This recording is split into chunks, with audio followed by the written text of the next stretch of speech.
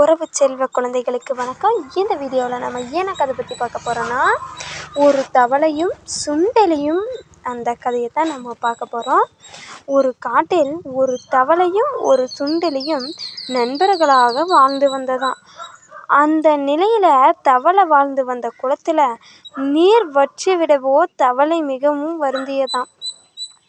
அதனால் எலி அங்கும் இங்கும் தேடி அலைந்து ஒரு குளத்தை கண்டுபிடித்து இருவரும் சேர்ந்து குளத்தினருகில் சென்றவுடன், குளம் யாருக்கு சொந்தம் என்பதில் இருவருக்கும் இடையே சண்டை ஏற்பட்டதால் எலி தன் இனத்தவரை ஆதரவுக்கு அழைத்தது.